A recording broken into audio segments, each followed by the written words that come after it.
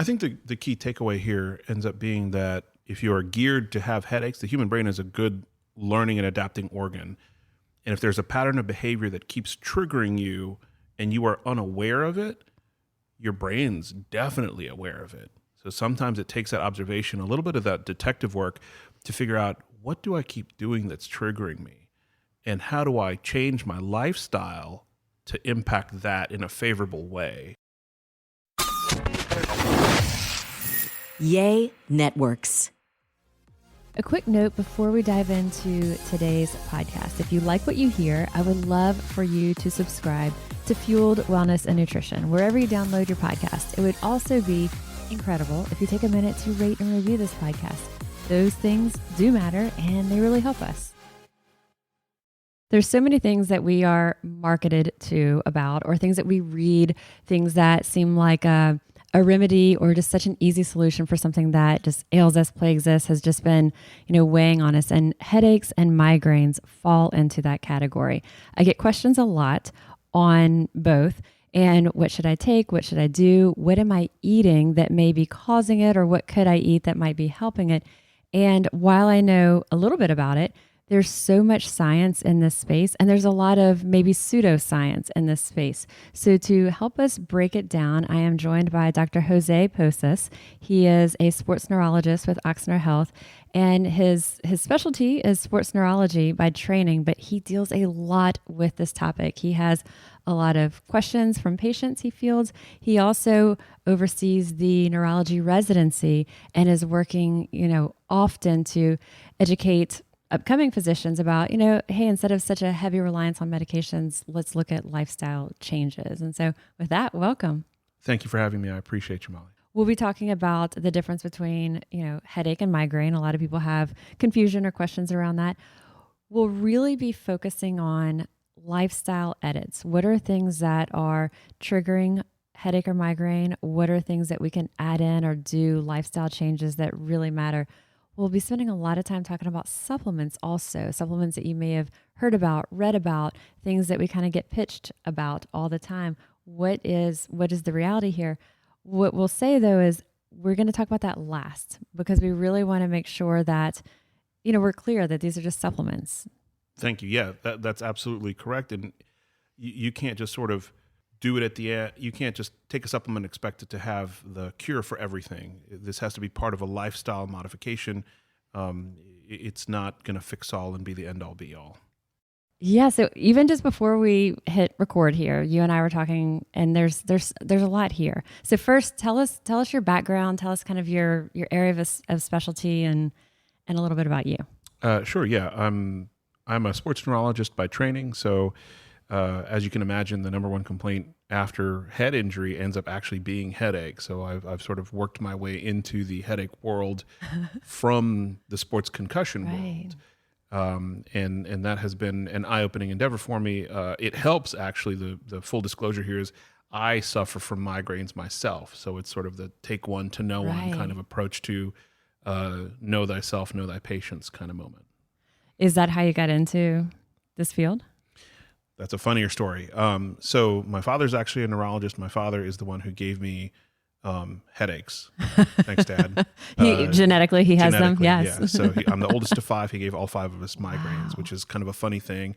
But actually, no, my dad sort of tricked me into the field. I remember when I was a kid, he'd say, "You can't stay at home in summer vacation and play video games all day. You're going to come to my clinic and you're going to shadow me and you're going to see what I see." And then he'd say, "Well, what do you see?" And I describe a person with a bent over posture with short shuffling steps and, having a little tremor and shaking their hand and looking like they're playing with buttons on their shirt. And he'd say, "Well, congratulations, you've just diagnosed Parkinson's." No. And so on and How so old forth. were you? Like what age did he start doing this? Oh my God, this was 15, 16 years old. I was picturing like a 6-year-old. No, not that young. The age where I would be somewhat defiant and say, no, Dad, I want to sit at home and play video games. Of course. But he was like, "No, you can't do that." So fast forward to college, I was actually an art major, my great act of rebellion.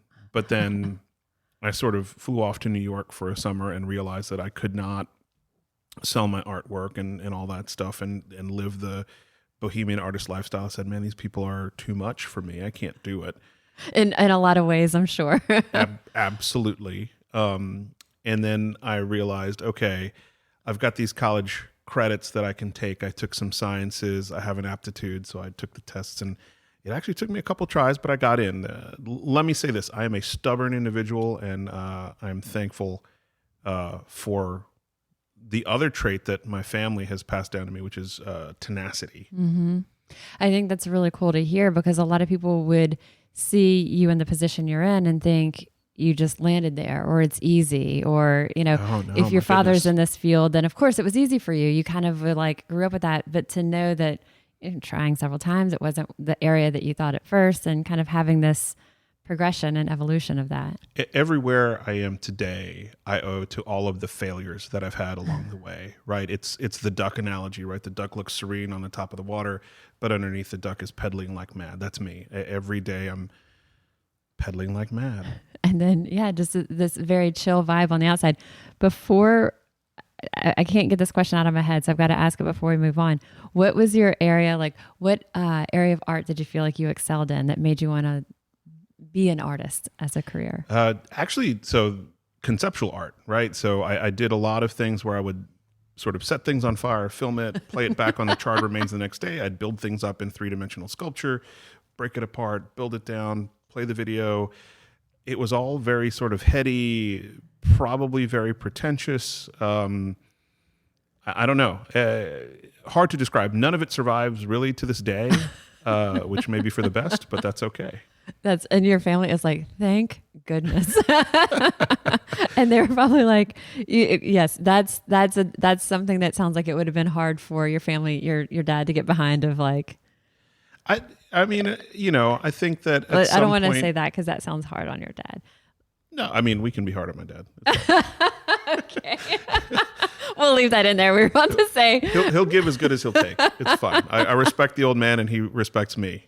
But you know, someone has, I don't know, you see this, you know, this child who's like oil painter, and like you're like, wow, look at the talent coming out. Like, let me just say this. I am still bad at oil painting. I was bad at it in undergrad. I'm still bad at it now. So that's awesome. I've just always been bad at that. Building up sculptures, thinking in 3 dimensions, that is a concrete talent that, like, when I was doing art, like the 3D aspects of like art, and then when I was in medical school and thinking in 3 dimensions about the human body, that is a concrete, like, okay, I connect that right and bring it forward in my life and say, okay, I'm thankful for that 3-dimensional thinking. Absolutely, 100%. That's cool. But yeah, no, not the oil painting and all that, you know, the French break, right, tilted to the side, you know, rolling cigarettes ever so slightly. No, that was never me. I'm not like a striped shirt wearing guy who was, you know, no. So now in this world, what are some of the, where do we even start? You know, I was thinking we start with the, you know, migraine versus headache, because I think that's, is that a basic thing that people aren't sure which they have when they're coming in, or? Sure. So migraines fall under the bigger umbrella of headaches, but not all headaches are migraines, right?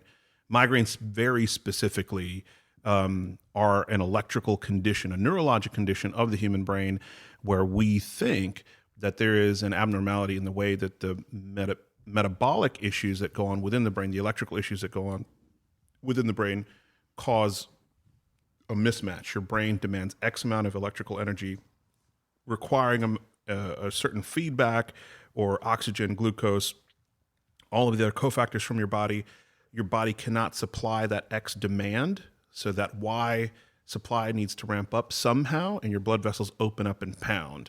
And that's where the actual headache comes in. The electrical abnormality doesn't actually hurt, but a lot of the migraine sufferers who complain of things like nausea, light sensitivity, confusion, stuttering, tingling, numbness, antisocial behaviors. Oh, I have to be in a cold, dark room by myself with the door closed.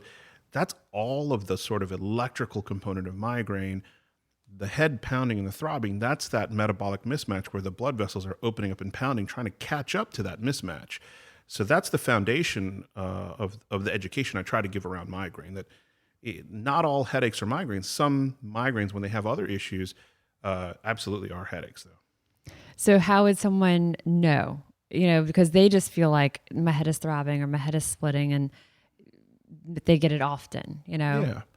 Frequency and severity and duration are important, but they're not the only things that dictate whether or not something is a migraine. But I will say, if somebody says, I'm light sensitive, I'm sound sensitive, I'm nauseous, I've been triggered by a smell, I occasionally vomit when I get these things.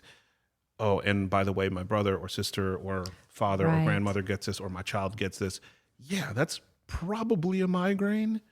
But that deserves further scrutiny or discourse. And they did a really big study in the NCAA athletes a couple of years ago. This is from 2014 to 2018.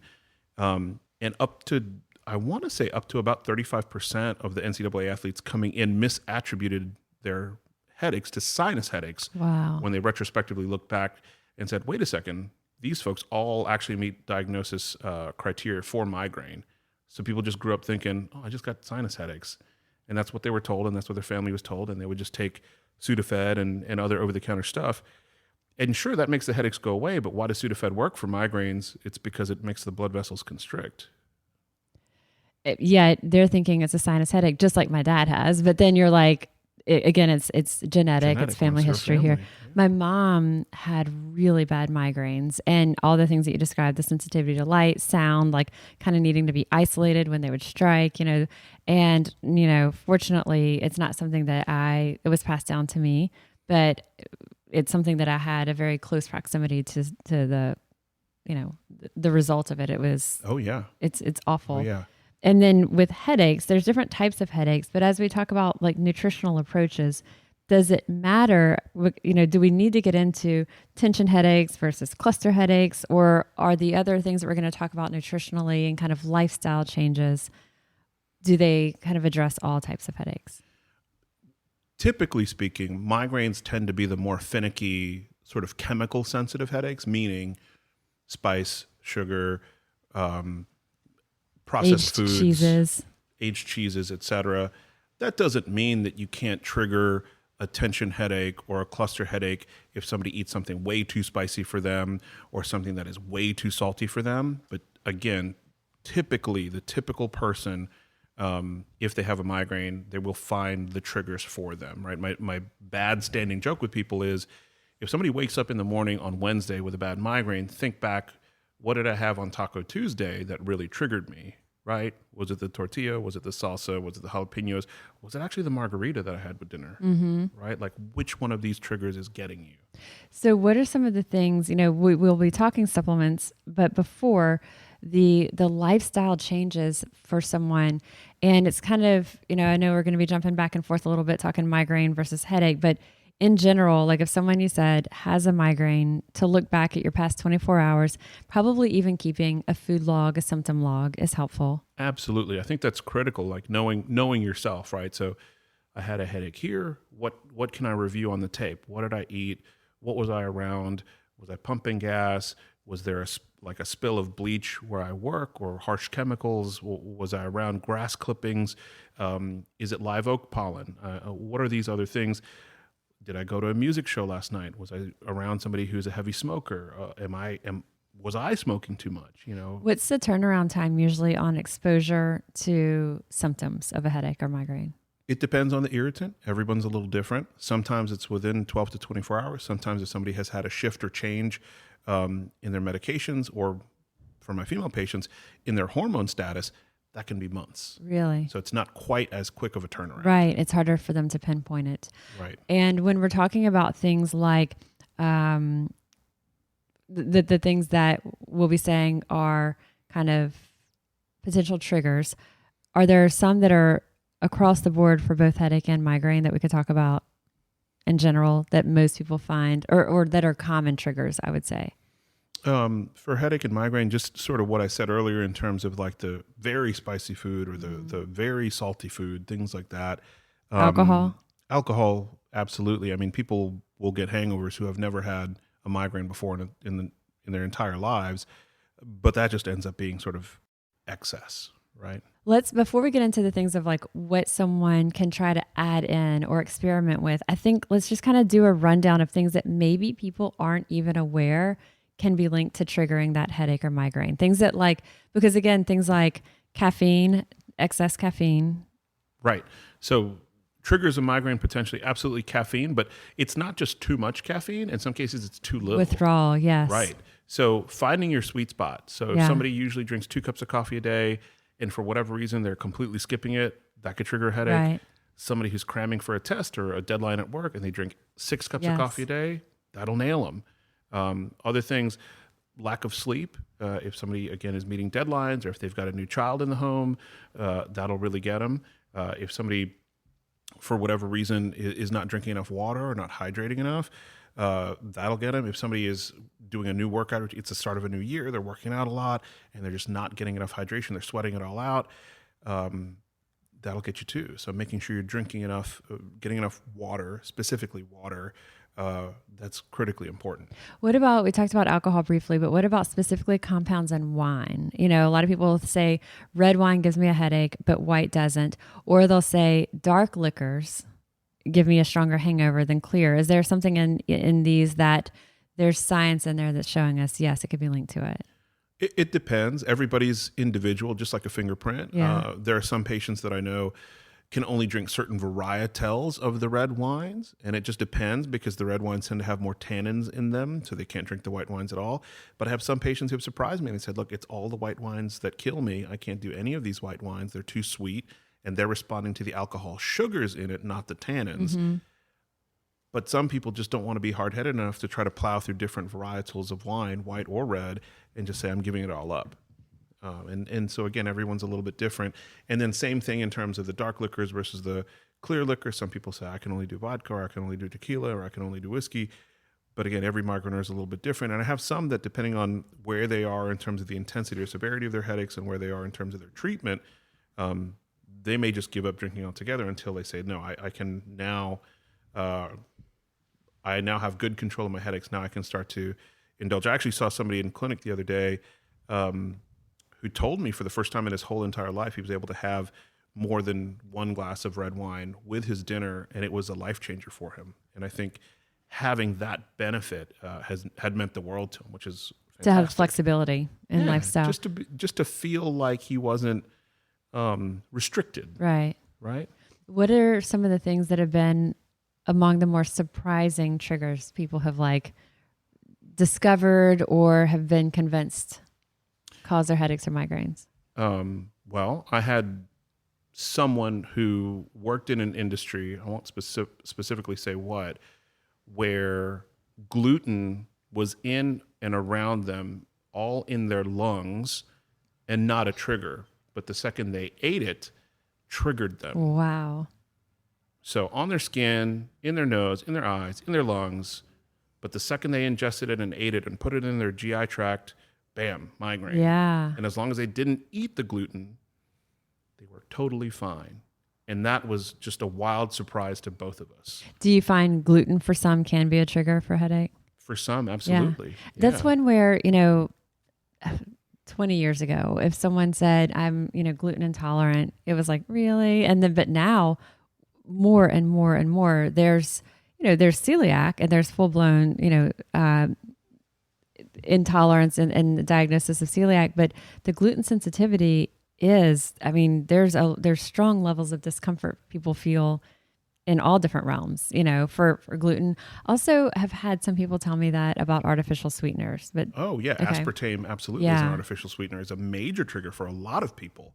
So when people say, I've tried to lose weight and I'm drinking the Diet Coke instead of the regular Coke, bam, migraine. And okay, well, you maybe just don't drink sodas at all, right? Like aspartame more than the other artificial sweeteners. That's one that's a commonly known one. What I've read I'll too. tell people like, hey, try a sucralose or a fructose or something else. One of the other sugars, not fructose, that still counts. But you know what I'm getting at, meaning try a different chemical formation and see if that's not going to be a different trigger for you. There are some of the more natural sweeteners that my patients have told me that they have tried, things like monk fruit and stevia versus the chemically formed in a lab type things. And they found success with that to help them with their sweet tooth, but not trigger a migraine. Yeah, those are some that have been interesting to me, the correlation that people put. And so for all of it, it's, the takeaway there is to identify it as much as possible, keeping a food log, but also really keeping a lifestyle and habit log, because it's your sleep. It can be stress levels. I think even jotting down if there's certain extreme stressors or conversations or things like that, Absolutely. And I would yes and you on the dietary log, but in conjunction with the headache log, because those are two critical things that if somebody comes in with even a small calendar, or they make apps for it now. You can make an app, you can download an app on your phone. Of course they do. Of course they do. There's an app for that. So just download it and start logging when your headaches are occurring. And there are a lot of them that will ask you, hey, what was your last meal before you had this headache? And then that can form a correlation like, oh, I just had the pepperoni pizza. And like, oh my gosh, is it the pepperoni? Right? Is it this processed meat that's doing it to me? And it could be. Right. It could be pepperonis and salamis and prosciutto and this all, but right. Before you take that journey, you have to have the observational data to help each individual figure this out. I can't figure this out for people. Like the patient has to take charge, the individual has to take charge of their own patterns and figure it out. So also, we didn't say earlier, but yes, processed cured meats, aged cheeses, these are all kind of in the top realm that can cause it for people.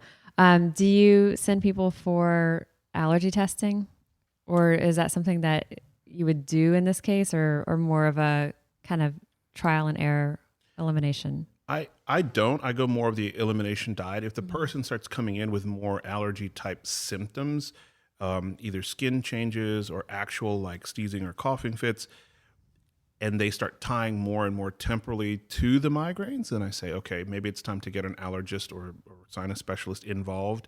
And then the patch testing comes into play, especially my patients who say, wait a second, no, it is seasonal. It's always when it's the ragweed. It's, then I say, okay, maybe you do need to have the skin patch testing and see about that. Let's take a minute to share about Nutrafol, sponsor for this week's episode. Y'all have heard me say it before. When it comes to skin and hair care, I am a huge rules follower. Very consistent, and I follow the specific recommendations of my dermatologist. And so when I'd first learned about Nutrafol, I reached out to get her feedback on it, and she said yes. Not only does she recommend it to her patients, she also uses it herself. Nutrafol is the #1 dermatologist recommended hair growth supplement, clinically shown to improve thicker, fuller, healthier hair from the inside out. Nutrafol supports our healthy hair growth from within by targeting the 5 root causes of thinning: stress, hormones, environment, nutrition, and metabolism. It is possible to grow thicker, healthier hair and support our show by going to Nutrafol.com, entering promo code FUELED to save $15 off your first month's subscription. This is their best offer anywhere. It's available to U.S. customers for a limited time. Plus, free shipping on every order. Get $15 off at Nutrafol.com. That's spelled NUTRAFOL.com, promo code FUELED. One of the things that I just pulled out in front of me as you and I are talking is an article that, first was a catalyst for my outreach to you. And this is sort of just a layperson magazine that is, sort of little fun facts, what you should know about headache and migraine. And it has a lot of different, almost remedies, things that are, hey, try this, no guarantees, but here's some things to try if you suffer from headache or migraine on the regular. I'm going to run through these and tell me your thoughts. The speed round. Let's do it. It sounds fun. Aromatherapy, specifically things like essential oils, peppermint, lavender oils. The thought behind that is reducing stress. So while I agree with stress reduction, be aware that these scents can be triggers for some people. Yeah, good point. So buyer beware on that one. Good point. Wait, I have a friend of mine, Ben. He is a really talented baker, and he's actually done this podcast on, gluten-free baking specifically and lower carb baking. Awesome. But he has natural oils like this trigger headache. I don't know if it's headache or migraine for him, but they trigger it. And so when someone, he was complaining that like when someone, comes over for the holidays and they're, they have a dinner party and people bring a host gift and they bring in them a candle with natural oils. And I said, you're saying this on this podcast right now and you're having a dinner party this weekend. And he texted me, I got 2 candles. But exactly those types of natural oils for him, the essential oils trigger headaches. Yet for others, potentially it could help. You're right. Yeah, so this is a beware. It is a buyer beware kind of moment because for some people, these essential oils are just concentrated soluble chemicals that when you burn will become volatile chemicals in the air.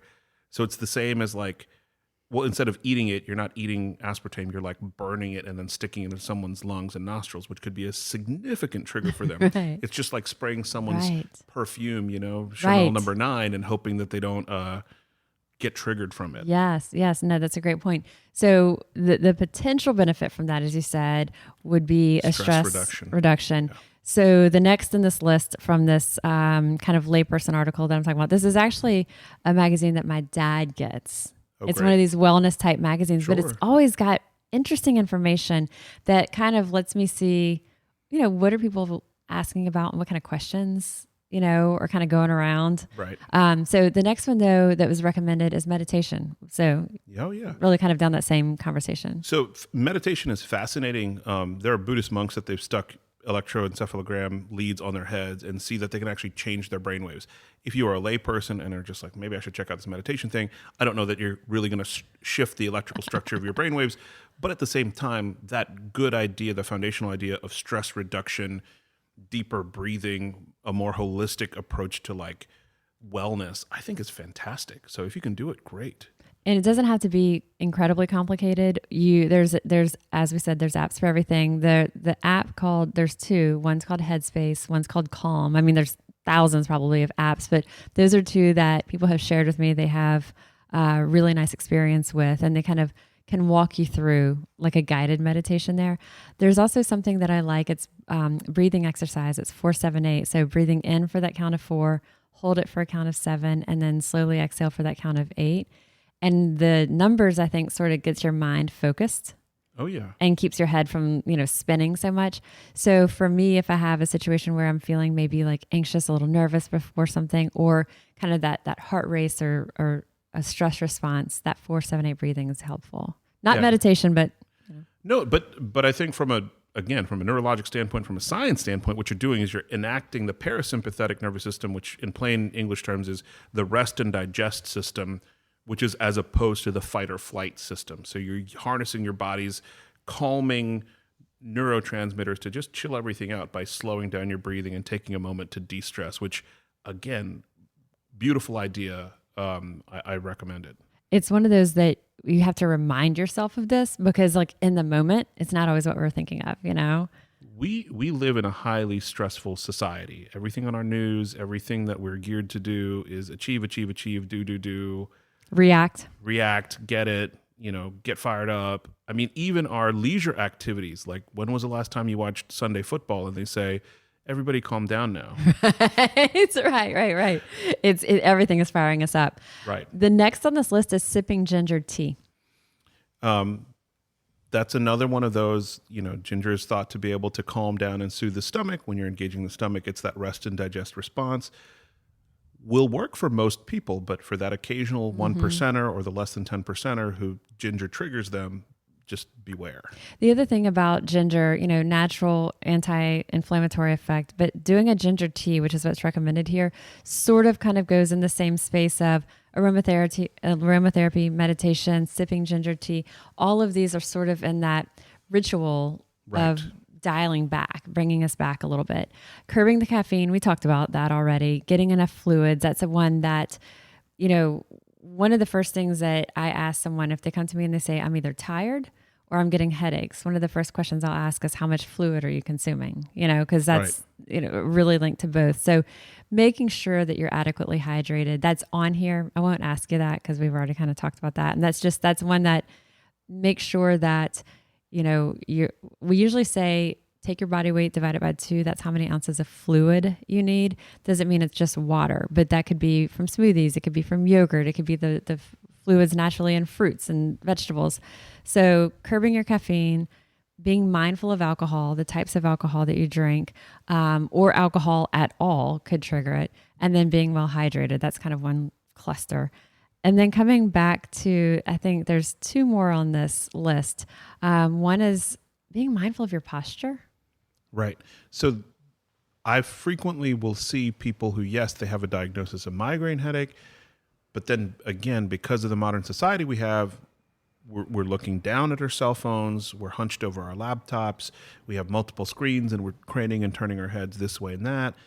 the posture contributes to a neck or cervical component where the neck is at a mechanical disadvantage, and that feeds the migraine or feeds the tension type headache. So if we can work on stacking our heads, I mean, I've been sitting up while I'm talking right now, but stacking our heads on top of our shoulder and making sure that the vertebrae are in nice alignment so that we're not craning forward and trying to stick our head closer to whatever we're paying attention to, that can be very helpful. And that just helps realign the spine and, helps relieve pressure on pinched nerves that may be happening in our neck. I think all of us listening to this, it's like when I talk about hydration to a group of people, like a room full of people, you see everybody reach for something to drink.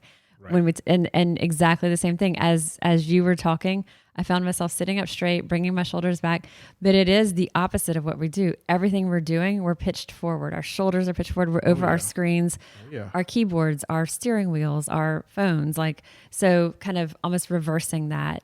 So being mindful of your posture on that. And then the last one, acupuncture or acupressure. Talk to me about those. And this is not the last we're going to be talking about. These are the last in this article. And then we have some other things that Dr. Posas is going to be talking with us about. Right. I mean, the interesting intersection or the disconnect between Eastern medicine and Western medicine ends up being acupuncture. Whenever they've tried to study it, the Eastern medicine concepts of acupuncture and acupressure from a Western medicine concept, the evidence has not been as robust, but I think there's enough evidence there for me to say, if this can help reduce tension and stress, that will help benefit the patient individually, and it's not going to be financially harming, go for it. Right. It's not going to help everybody, but if someone is able to pay for it and have it, and it is of benefit, keep doing it. Interestingly, too, there's certain criteria that insurance is now covering acupuncture. Not everybody, but yes. Yeah, if it is something that's covered under your health plan and you have a physician, or you can ask your physician to prescribe it for you and it is covered, fantastic. Right. Yeah, it's better to be able to go to acupuncture to maintain headache freedom than have to go to the ER all the time for bad headaches. Right? I think that's the way we as a society should look at this. So a couple more questions that I have that aren't specifically in that, but probiotics, is that something that you see? What's anything that is...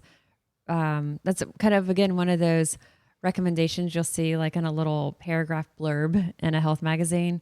But tell me about probiotics and the link to headache or migraine. I think that we are in the infancy of understanding of the connection between the neurologic system and the neuro-gut connection. And I think we see this more so in other diseases such as Parkinson's disease, for example, and we're starting to see some of the research in Alzheimer's. I absolutely think that there is a overall net benefit from having a healthy gut with positive probiotics with regards to migraine. But is there a great paper I can look at and say, well, this paper says this from the Mayo Clinic or Harvard or NYU or whatever?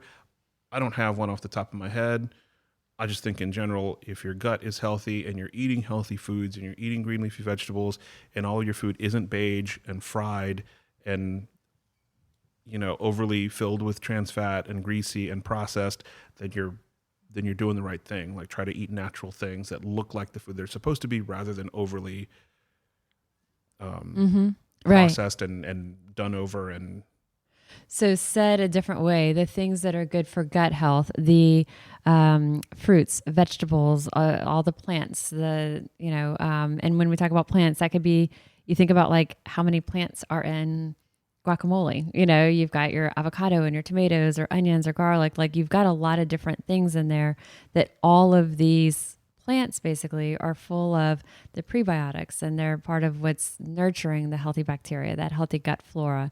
So those things that are good for a healthy gut are also, for many people, it's going to not be those highly processed foods that can be really triggering. Absolutely. It's along the same lines. And I think, sorry to interrupt, I think it's fascinating too to think about the fermented foods. Culturally, there are fermented foods that have come up in Western European cuisine, in Southeast Asian cuisine, in South American cuisine.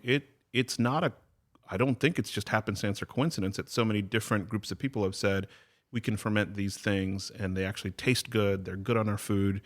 And, these pockets of individuals seem to have good and healthy lifestyles. Does that correlate with migraine or headache? I don't have a paper that Right. says so, but these fall outside of the realm of the highly processed food Yeah. that we suspect actually harm us with regards to migraine. Also, when we look at all the research on gut health and, having a healthy, gut microbiome, as we refer to it, and we've done a lot of different conversations and podcasts on that topic, more and more and more, there's so many, condition after condition that we do see, there is a connection. There is a correlation. There seems to be this. So it would make sense that it's likely that a healthy gut is also going to could help with migraine or headache. Absolutely. It also seems like we've just, like dietitians, like bad dietitian jokes, but we really are like if everyone had a healthy gut microbiome, it seems as if there could be a potential for world peace, I like that. I like that idea. It's like, but every day gut microbiome is linked to, and you're like, oh my gosh, like all these things that are so stunning that you would never even think. Yeah. So not really world peace, but. Well, I don't want to give too many spoilers for the newest HBO show, which for copyright reasons, I won't name what it's called, but there's some discourse about microscopic invaders changing human behavior. So we'll leave it at that. And this is for real. You're not making this up? No, this is an HBO show based on a video game. It's happening right now. It's very good. Is it out yet? It's out, right? I mean, I can say it and you can edit it out later, but it's called The Last of Us. And Yeah. it's about like... But if it's out, that's okay, yes? Yeah. Okay. Yeah, it's... I just don't know what the copyright... Oh, I think it's rules fine to talk Okay. about that. It's called The Last of Us, but it's... there's spoilers there, but it's based on like ants that get their brains invaded by zombie fungus. But it's like, what if you took that from the ant and put it in a human? Yeah. But that is that gut bacteria, fungus, nature's biome thing. It's also one of those crazy way out there topics that you're like, oh, like that would ever happen. And then like the past few years have told us, well, It's not that far out there. It may not be that far out Right. there. So we kind of did the rapid fire on in popular magazines, some of the remedies that are touted out there for migraine or headache. Talk to us about, what's backed by science of there's a good chance this could be beneficial. Oh, sure.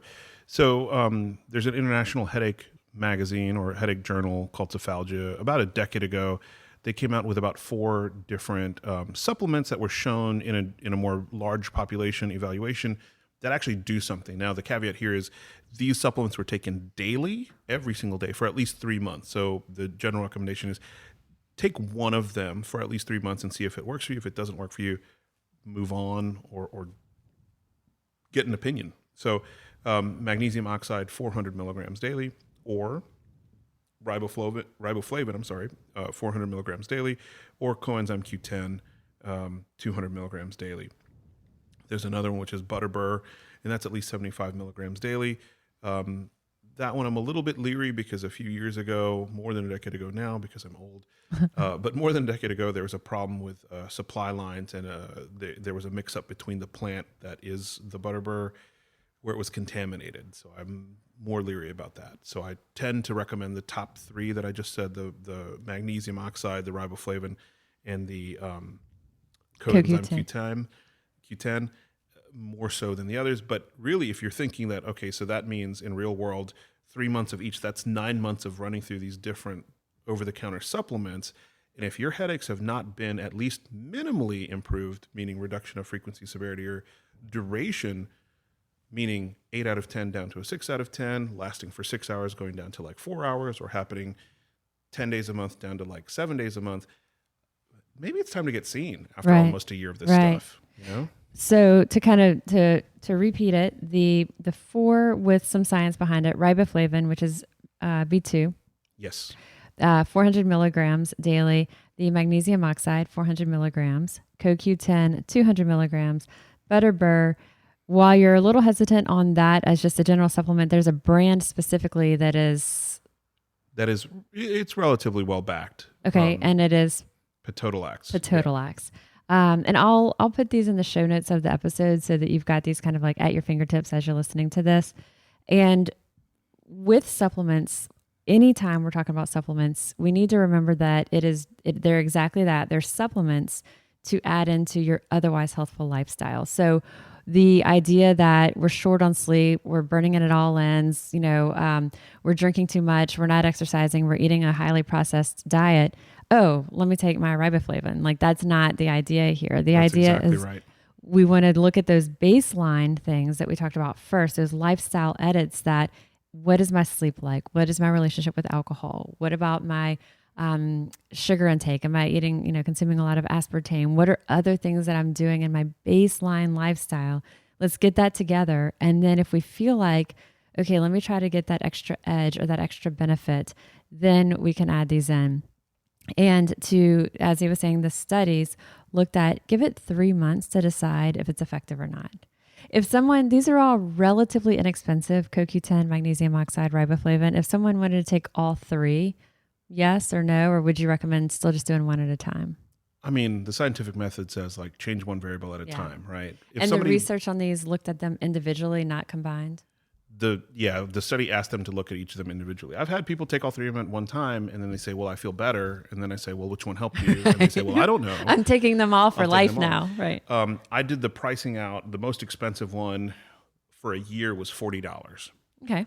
Yeah. There are some proprietary brands out there that will mix all three of these things into one pill and then very expensive sawdust and charge you $90 a month. My God, please don't pay that. Like, treat yourself. Go out to a nice dinner and a movie. Go have fun with your family and friends. Like, do anything other than that. Get the cheap one because these are generic and they're supplements. Right. And like pay for a gym membership. Do something else, anything else. Readily available. There's one brand called MigraLeaf, you said, and that has two of them, riboflavin or magnesium. But again, like you said, they're inexpensive. And if you try all of them or these combinations, you're not going to know which is which. And then you're going to probably be maybe afraid to lose one of them. So if you're adding one at a time, that kind of lets you see more of like what's what. All right. So is there anything that we haven't covered that are, key takeaways for our listeners, whether it's, conversations that you find yourself having often, anything that we haven't shared here? I think the key takeaway here ends up being that, the human brain, if you are geared to have headaches, the human brain is a good learning and adapting organ. And if there's a pattern of behavior that keeps triggering you and you are unaware of it, your brain's definitely aware of it. So sometimes it takes that observation, a little bit of that detective work to figure out, what do I keep doing that's triggering me? And how do I change my lifestyle to impact that in a favorable way? How do I improve my life? Is it more sleep?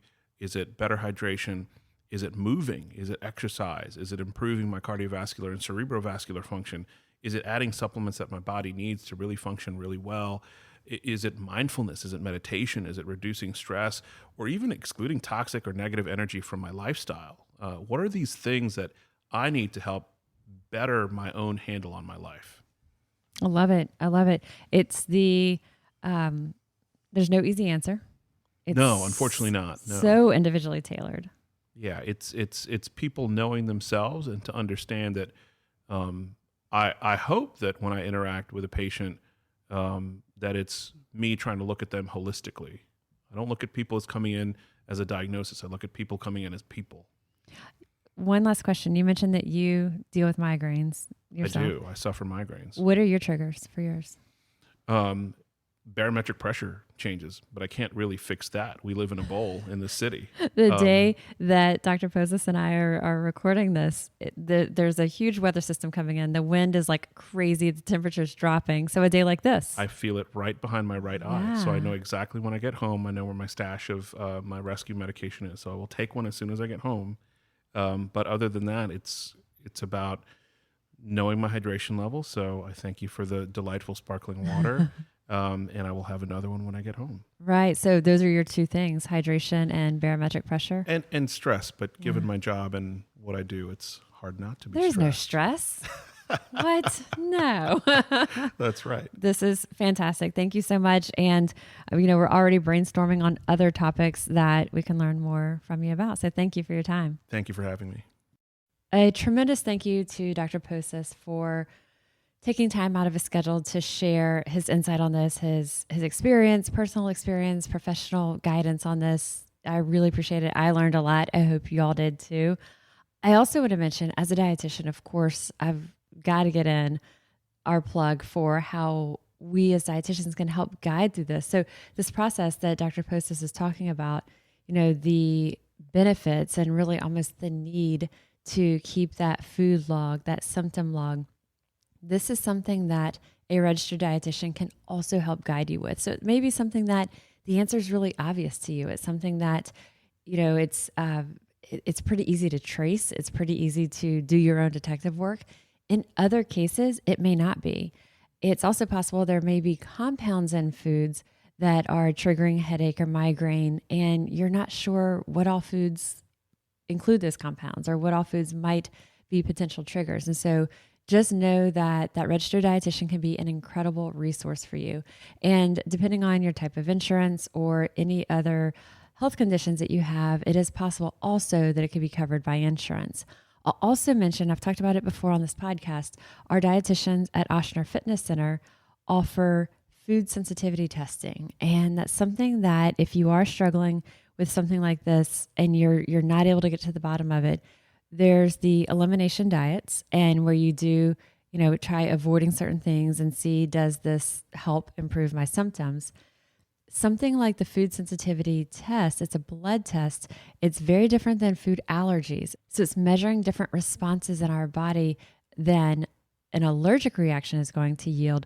But doing a food sensitivity testing, it's actually called MRT testing, mediator release testing, can help identify maybe some of, again, those underlying specific foods or food chemicals or compounds and ingredients in foods that can help that may be triggering it. So doing something like a food sensitivity test is not a guarantee, but it could help to really narrow the focus. It tests about 140 different foods. So that's another avenue that you may consider exploring. I'm going to include in the link in the show notes of this episode, the contact information for our nutrition department. So if you are interested in scheduling just that one-on-one nutrition consult to get general nutrition guidance, or specifically for this, also, that would be the same email that you would say, hey, can you tell me more about food sensitivity testing? I'll also put the link to our website that has more information about that as well. So I wanted to share that. So in addition to all the other things we covered, the lifestyle modifications, those lifestyle edits, potential supplements that can be beneficial, also know that dietitian can really help do some of that detective work that, if it's not such an obvious answer to you. So as always, let me know what you think. If there's been, content that you hear that's helpful, if there's other things that we didn't cover that have been helpful for you in this area too, I always want to hear about it. I am registered dietitian Molly Kimball, and you've been listening to Fueled Wellness and Nutrition, the podcast. If you like more Fueled Wellness and Nutrition, please head over to mollykimball.com, and you can follow me, Molly Kimball RD, on Instagram, Facebook, and Twitter. And if you haven't yet, please go to Apple Podcasts and subscribe, rate, and review this podcast. Join us next week for another dose of Fueled Wellness and Nutrition. Thanks for listening, and stay focused on living your strongest, healthiest life.